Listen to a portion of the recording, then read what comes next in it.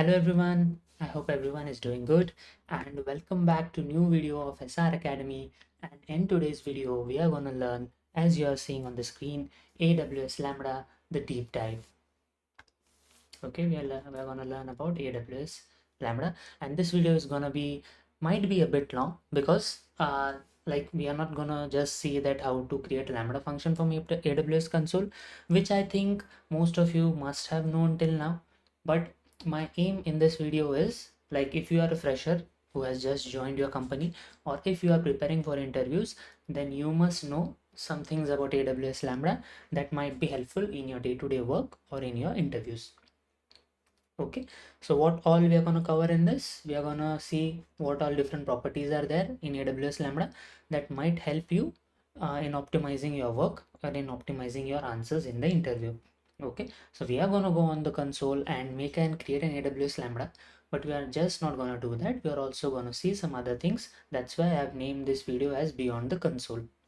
Okay, then as I've used AWS Lambda in my day-to-day work, so I'm an IT engineer with almost 10 years of experience. So I'm going to share what all the real world use cases are for AWS Lambda, when to use AWS Lambda, and most importantly, when not to use AWS Lambda. So I'm going to explain that to you while I explain you other things of AWS Lambda. Okay, and then we are going to also see how, as a DevOps engineer, you face challenges while deploying AWS Lambda, and what's the best practice that you might have to follow in production. Okay, and as I said, I will also share when to avoid using AWS Lambda. Okay, so first things first, most importantly, if you are new to this channel, please subscribe to the channel. Okay, I also help everyone in their DevOps interview process. Okay, you can go on my channel and see my interview experience of Mastercard, Barclays, and Siemens. Okay, and I can help you with those interview processes, and you know how to reach out to me. But if you are new, just go to, oh sorry, if you're new to this channel, just go to Telegram channel SR Academy. Okay, and then use the option message to admin, and then you will get in touch with me and my team. Okay, and I would be happy to help you in whatever ways possible, be it in your day-to-day job or in your interview experience which is scheduled. Okay, so I'm very excited for this video, and I hope at the end of this video you might not have any questions related to AWS Lambda, but if you have, you know where to reach out to me. So let's start. Okay, so first of all, let's cover some basic introduction about AWS Lambda. So you know it's called serverless. So what do you mean by serverless? Are there no hardware involved? No, it's not the right thing. There are hardware involved uh, on which your Lambda code runs, but the main thing is you don't have to worry about the hardware. Okay, for example, if you have to run a Python code on your laptop, you would need to install Python on your laptop and then worry about Windows security patching.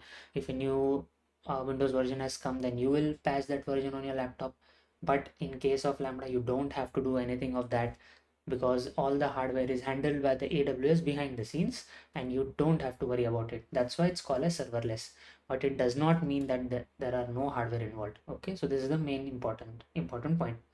Okay, auto scaling is handled by the Lambda. Let's say your current traffic which hits the Lambda is very less, and tomorrow let's say your application scales and your traffic increases, so AWS makes sure that the Lambda is automatically scaled. This is one of the feature of Lambda.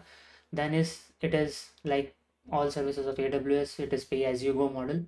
Okay, so you create and deploy your code, but you only get charged when your Lambda is invoked and for the time period it runs.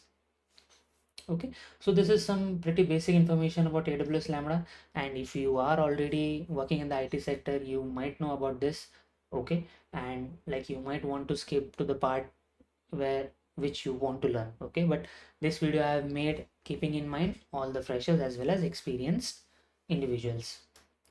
Okay, so now what we will do, we will go to AWS console and we will create our first very basic Lambda functions, and a Lambda function, and once I create that, I will try to explain you what all properties a Lambda function has, which you can use to improve or optimize your day-to-day working as a software engineer in cloud, or which can help you in cracking your next interview where AWS cloud is required.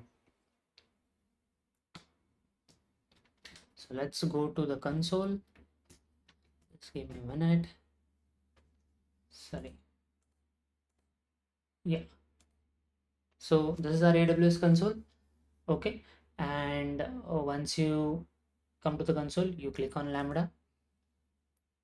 Okay. And then on the right hand side, you can see create function. We will go to create function. Okay. Here we will select author from scratch. Okay. So I'm going to explain you various properties of Lambda, but right now let's just create one basic function and then we will go to the properties one by one. Okay.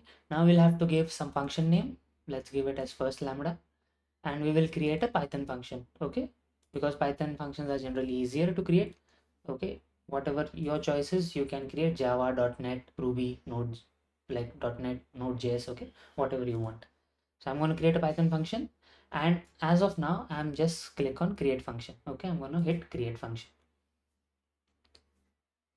Okay, so it will create a function in few time. Okay, so here we are. The AWS has created our first Lambda function. Okay, here this is the UI, this is the console, how you will see it. Okay, and if you can see various tabs here: code, test, monitor, configuration, versions, and blah blah blah. And we will come to this one by one. Okay, and then let's scroll down and see what code AWS has created for us. Okay, so pretty basic code. You just import JSON and then it's a to do space for you to write your code, and then it just returns. Okay, so in to do I can write whatever implementation I want for my function. For now let's just print something. Let's say print, let's say hello world.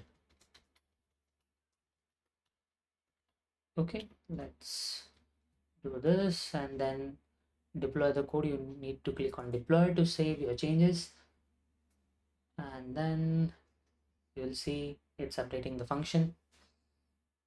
It has updated it. Okay, now let's run this and see if it runs. Okay, how do you run it? You see just below deploy there's a test option. Let's just click on it. You will need to create a new test event. Okay, what is the event? It's an input that comes to a Lambda handler function. Okay, I will come to it in a while. So as of now let's just test it. Create a new test event. Okay, let's just give it a name test, and whatever event is passed to the Lambda, it's in a form of a JSON key value pair. Okay, for now AWS gives us this, but as of now we are not using the event. Okay, even though the event is passed to a Lambda function, we are not using it, this parameter, in any of our code. Okay, so it doesn't matter whatever input you give. So let's just save it. It says the test event is saved, and then just invoke it. Okay, and when the Lambda code is invoked, just below you will see the output status succeeded, response, whatever the Lambda function returns. Okay, it has written status code 200. Okay, so this is it, fairly simple. Just go to console, create a Lambda function. The AWS will give you some basic boilerplate code handy. You just go and implement whatever you want to implement, or you can delete everything and write your implementation altogether. Okay, and then you can also test. Let's say you are using this event in your code, you can test, you can pass any dummy event and you can test this Lambda code in the console itself. Okay, so this is the output. Now let's just see. So this is very basic implementation of Lambda that I think most of you must be aware of, but in day-to-day production, like, users don't use Lambda at this pretty basic level. Okay, so you must know some other things as well. So let's go one by one. This test tab is for testing your code. As I said, it can create a new event. Okay, and you can pass whatever key value pair you want to pass it. You can save it. What happens is the Lambda will pass this test event to your code and it will show you the output. So what happens is you can in the console itself test if your code is working as it is or as you're required. So this is for that. Let's come to the monitor tab. Okay, so let's say you have created a Lambda function, you have deployed it in production, but it's not working as expected. So how do you debug it? So you come to the monitor tab and you can see there are various metrics that AWS shows you how many times the Lambda was invoked, what was the duration, what is the error count, okay, total concurrent executions, throttles. So this tabs gives you a fair idea if you're not seeing the desired output of your Lambda. Okay, so this throttling and this very less time we use it unless there is a very high traffic on your Lambda.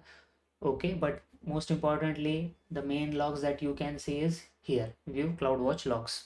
So if you click on this, it will take you to the CloudWatch log page of your Lambda where you can see detailed logs.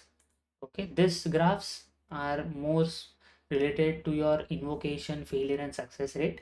But if you want to actually see what has failed in your code, you will have to go to CloudWatch logs. Okay, here you can see there's one log stream event created which was created today. Okay, we'll click on it. And here you can see that I have printed hello world. It has printed hello world. Okay, it has started. Sorry, display even plain text. Yeah, it has printed hello world, and then it has stopped its execution. It will say that its duration was 2.16 millisecond, and this is the billing and memory size information. Okay, so this is how you debug your Lambda code. You just go to monitor and you go to CloudWatch logs, and here time wise you will see various log events. As of now I just executed once, that's why it's just one log stream present here.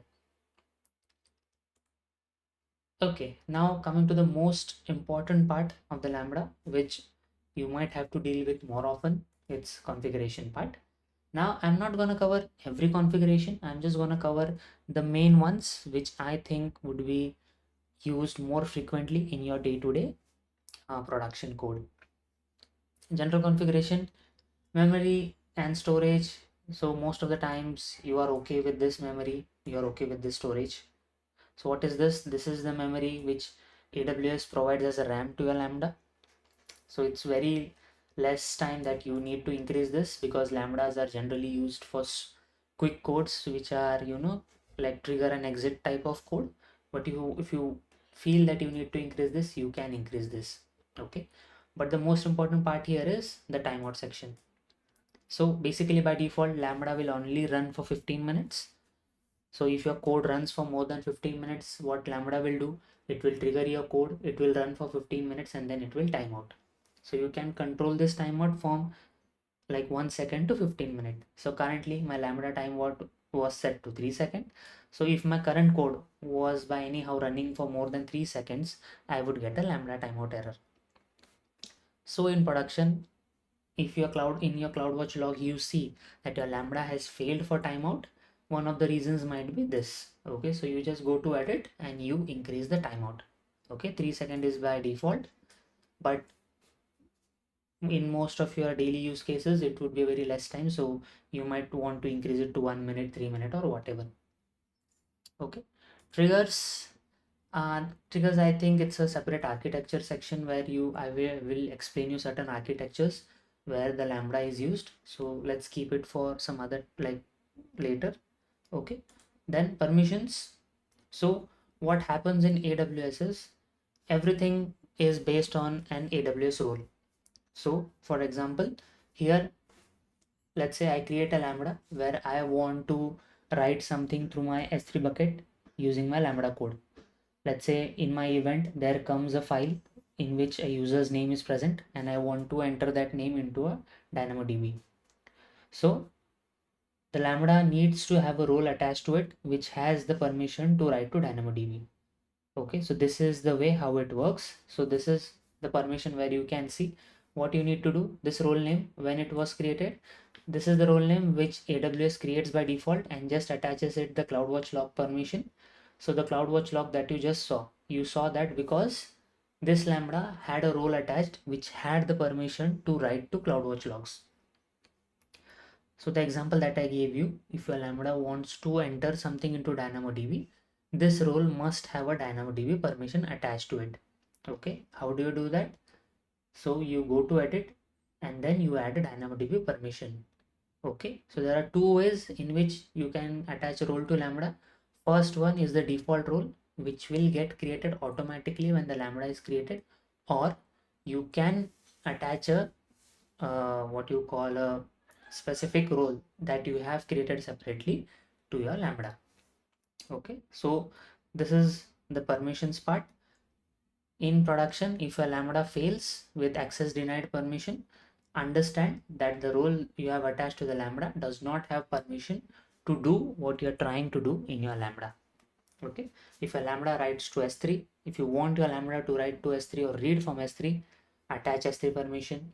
If you want your Lambda to read or write to Dynamo, attach DynamoDB permission and whatsoever. Okay, then these three things are important. I have covered general configuration. Triggers I will come to in later part. Permissions I have told you. Then comes this environment variables. This is one of the important part. So again, I am not going to cover each and everything. I'm just going to cover what is important, which I feel is might be useful in your day-to-day work. Then is environment variables. So this is something you create here. Let's say I want to create an environment variable by name and the value is Sujit.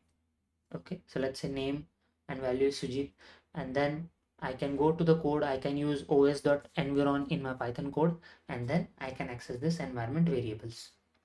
Okay, so just like in your laptop, you have variables and you use the OS package of Python, and then you use os.environ, and then you access that environment variable. The same way it happens here. Okay, then the most important part again is VPC. So let's say you want your Lambda to be a part of a internal VPC and not accessible to everyone outside. You give your VPC info here and you attach your Lambda to that VPC so that your Lambda is able to access all your resources within your VPC securely. Okay. If you're not clear on the VPC part, I have created a detailed video on AWS VPC and networking. You can go and check on my channel. Okay. So these are the basic details which I think you must be aware of. General configuration, timeout memory, then triggers, I will come to in later part. Permissions, just remember if a Lambda fails with access denied, then permissions is the culprit. Then environment variables, whatever you need to pass to your Lambda and you don't want to hard code it in your code, just pass it as an environment variable. Then VPC, if you want your Lambda to be a part of a secured internal network of your organization, create a VPC, give that VPC details here, and then your Lambda would be attached to the VPC and it would be successfully able to access all the resources within your VPC securely. Okay, now what are the ways you can add code to a Lambda? Okay, so first one we saw, I just came to console, I just created create function, I just clicked on create function button and it gave me this code. Okay, but this is not the way it happens in real life. Okay, you are not gonna go and you're not gonna go to AWS console on production and hit create function button and write a code. Okay, so mostly what we do is we upload a zip to S3 bucket and then we create a Lambda function out of that zip. Okay, how do we do that?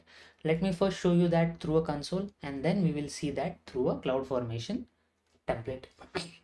Okay, so let me show you that I have already uploaded a S3 zip file in my S3 bucket.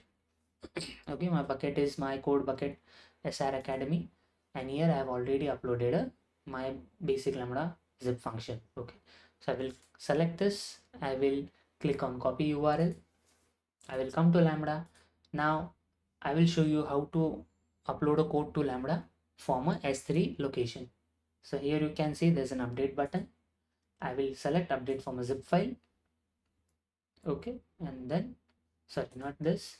I will select. So this is if you have a zip file on your local machine, but that's not how it happens in production, right? In production, you just have a very limited access. You just can't go to console and use this options. Okay, so I'm just showing this to you so that you understand, but I will also show you how things work in production. Okay, so don't worry. I will go to upload a file from S3 location and I will copy the URL that I had copied. Okay, and then I will save.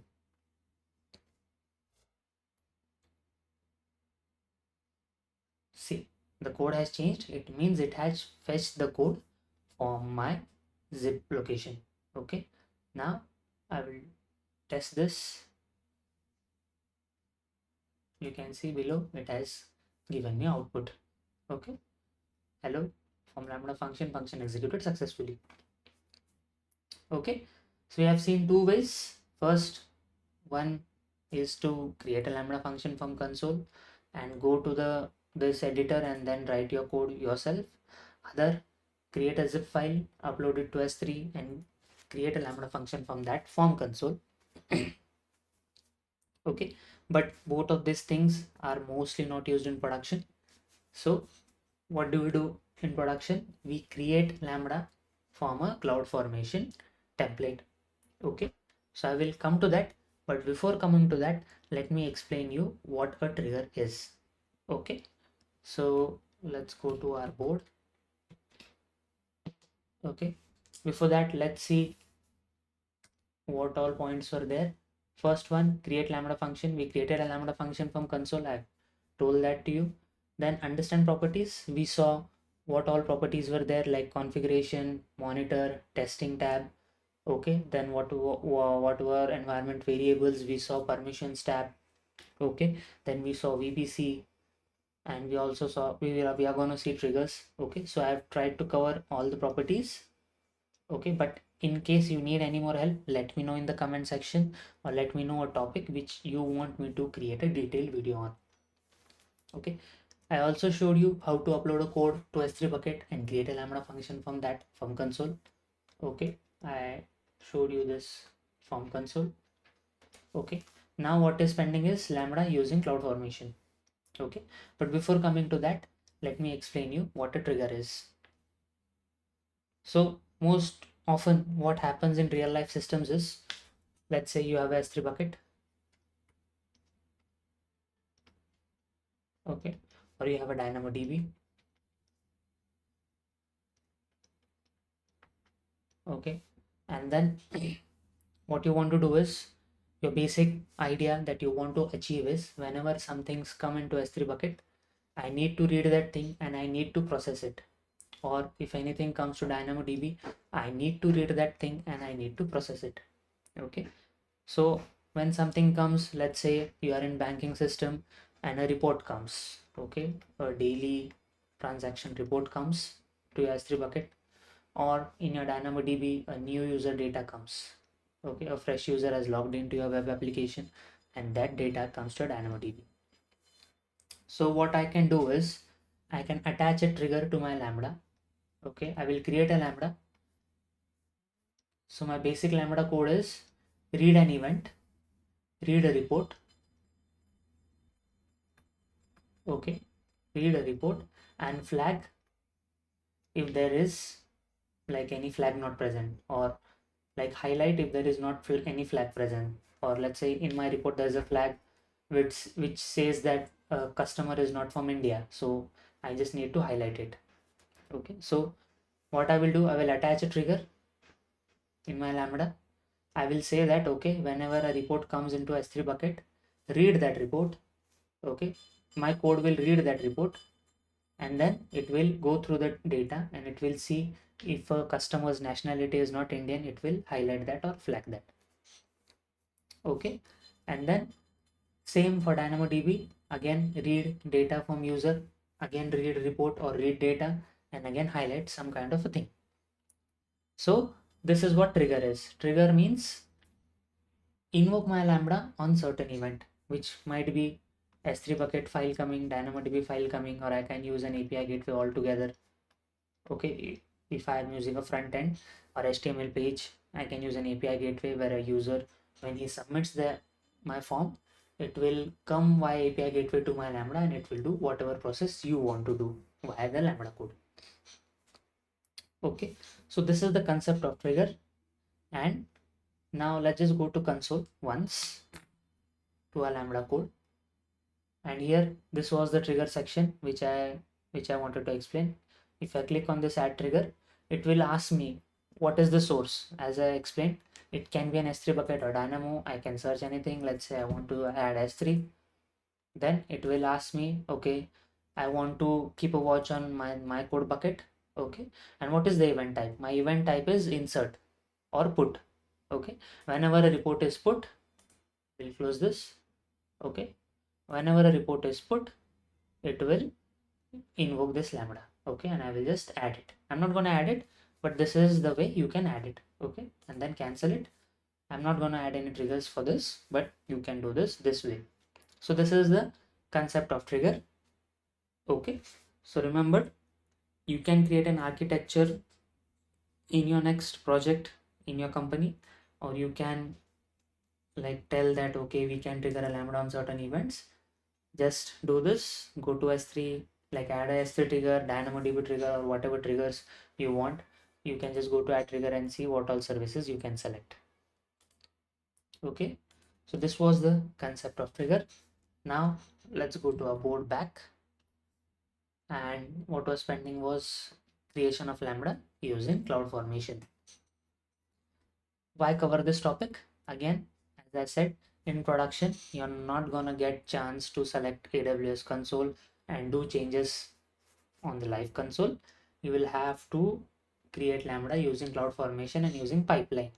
Okay, the entire DevOps flow of how the code will get, like how the CI/CD will work, I will cover in the next slide.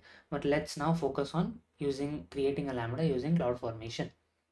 Okay, so I've already created a CloudFormation template to explain that to you. So I will directly open that CloudFormation template. Okay, so this is the template that I have created. Okay, so let me just minimize this.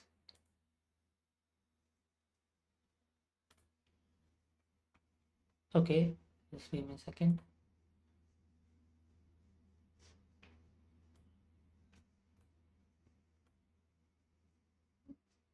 Yeah.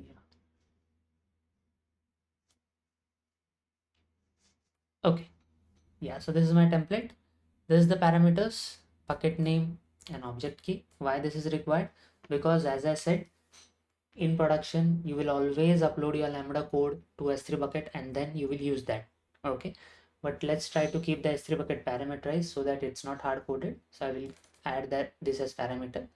So now you might not understand certain keywords in this CloudFormation template. So if you want me to create a video on CloudFormation template as well, let me know in the comment section and I will cover this topic in a separate video.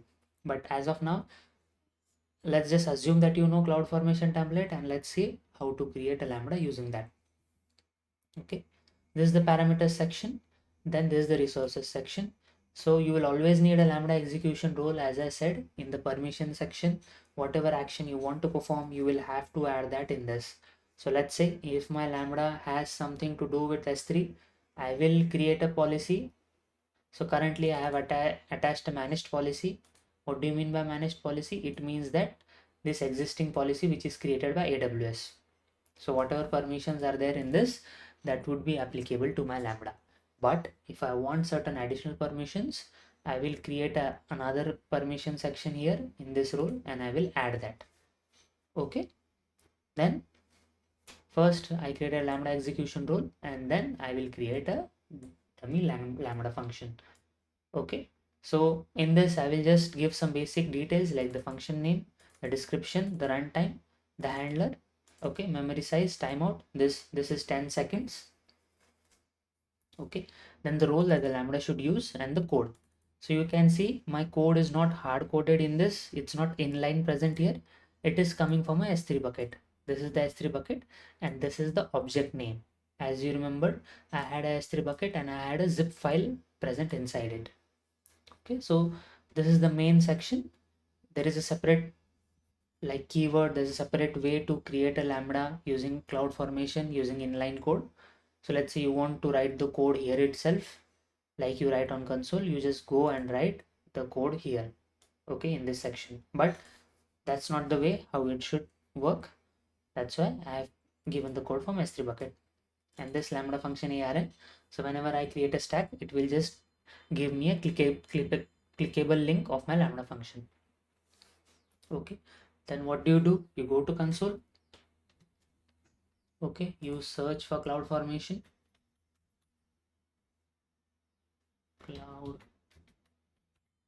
CloudFormation, and then you go to create stack with new resources. You say that I want to create from an existing template, and then How do you upload a template? I will choose it from S3 URL. I have already attached the template here in my S3 bucket. Copy the URL, go to stack, attach the link here. Okay, next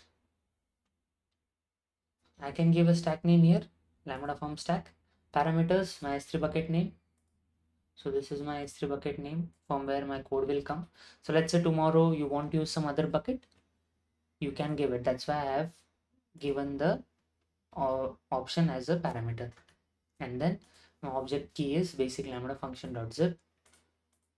Yeah, basic lambda function dot zip. Okay, lambda stack 2, and then you go to click on next and next and next, and you hit create. Okay, I'm not gonna do that because I've already created this. So if you go to stack, I already have created a lambda using the CloudFormation template, and in the resources you can see I have a lambda execution rule and a demo lambda function, and in my output, as I said, I get a link for my lambda. Okay, so this is it. Resources, let me show you the lambda.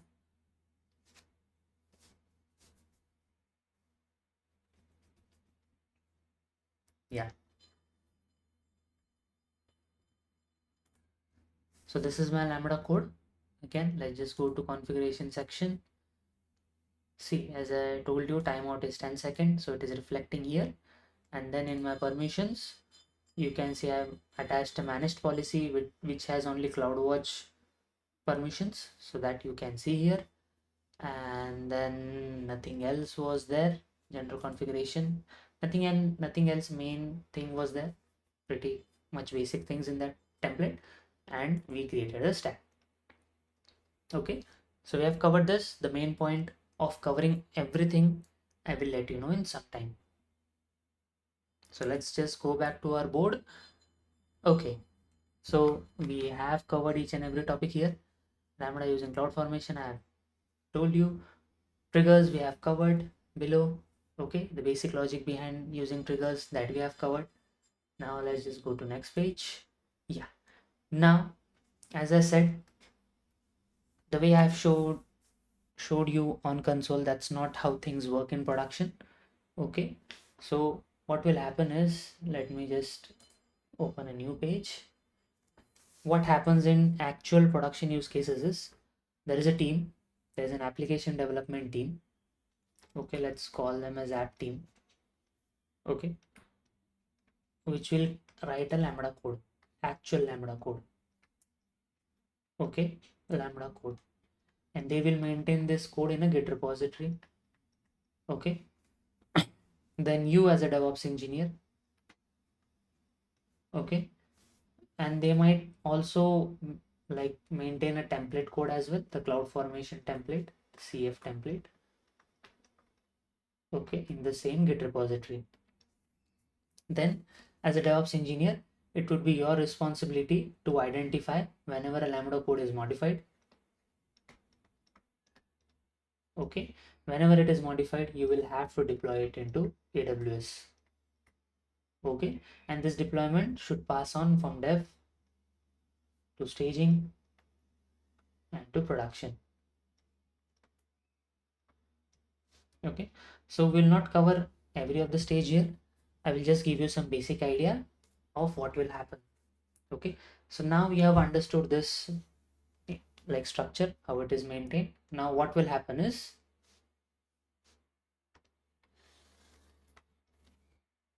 what you as a DevOps engineer will do is, you will create a pipeline.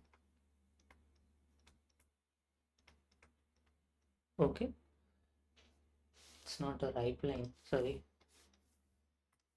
Yes, you will create a pipeline which could be a Jenkins or GitOps, whatever. You will create a pipeline. You will see if there is any code commit. Upon code commit, you will take the actual lambda code that the developer has committed. You will create a zip. You will upload it to S3. By you, I mean the pipeline. Okay, the pipeline will do this, all the steps. Okay, you will upload it to S3, then you will read the CloudFormation template from the Git repository, and then you will deploy the template. Okay, and this was the reason why I showed you the template in a way where it reads the code from my S3 zip file. Okay, so this is what I have explained in this diagram. You can see this is this Git repository, okay, maintained by the application team. On commit and push, it will trigger your Jenkins pipeline. It will package your code, whatever the application team has maintained the lambda.py file. It will create a zip format and it will upload that zip to an S3 bucket. Okay, and then the team would also maintain a CloudFormation template. You will take that template and you will deploy that template and it will create a lambda, but the lambda code reference will come from S3 bucket. Okay, so this is how things work in production. Okay, it's not as easy like just go on console and create a lambda function, but this is how you should think. If you get any project where you want to implement a lambda function in your day-to-day office work, you should always think that how this will work from a DevOps perspective. You should be able to create a pipeline that will take your code directly from a code commit to a deployed lambda function using CloudFormation template. Okay, so this is the deployment part from a DevOps perspective. Now let me just give you a few examples where you should not use the AWS Lambda. Okay, long running code.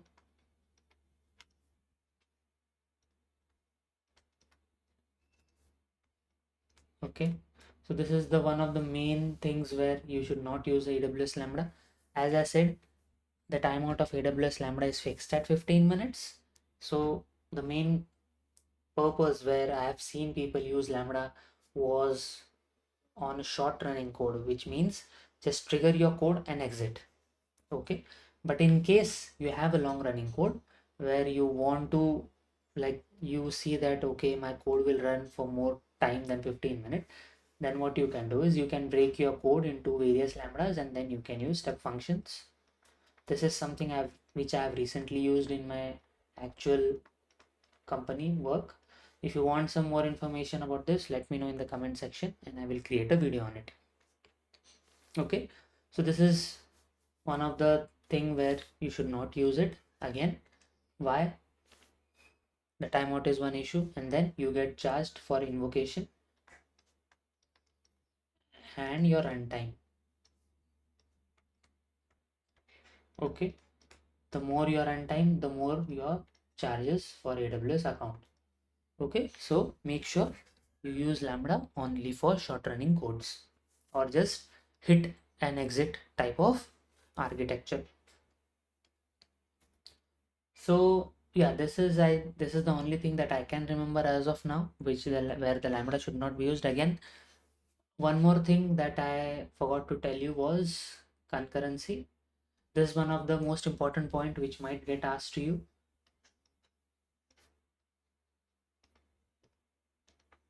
Okay, there's a concept in Lambda called as reserved concurrency. So in your pool, you have 1000 Lambda concurrency reserved.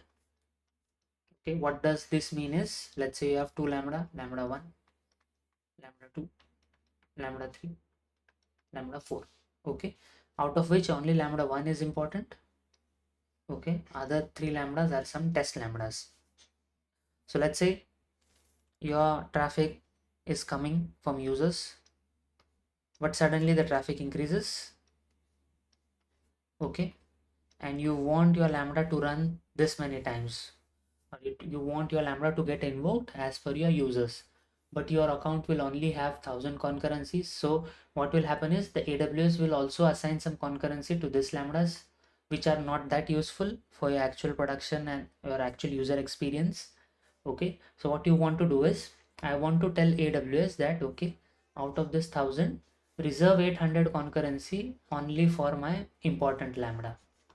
Okay, so what will happen is only 200 concurrent executions would be reserved for this less important Lambdas, so that whenever your traffic spikes, your Lambda will run smoothly without getting throttled. Okay, so remember, concurrency is one of the important topics which you might get asked about in your interviews. Okay, so yeah, so let's just go back to our console once again, and let's see if we have covered anything. So we have covered everything. I've showed you the console, I've showed you about test. Let's just scroll down, let's just see some basic properties about Lambda. Okay, here you can see my package size is 403 bytes. Runtime is Python, my handler. What is this handler? Handler means the entry point of your Lambda code. Okay, here you can see my Lambda code name was, my file name was lambda function.py, and my actual function name was Lambda handler. Okay, so I will tell AWS that go to this file lambda underscore function, and in this file go to this function lambda handler. Okay, so that is what handler is. See, lambda function.py, and in that go to function lambda handler. So this is the handler here. Okay, and then layers is also important concept, but I will try to cover that in some other video. Let me know if you want video about layers.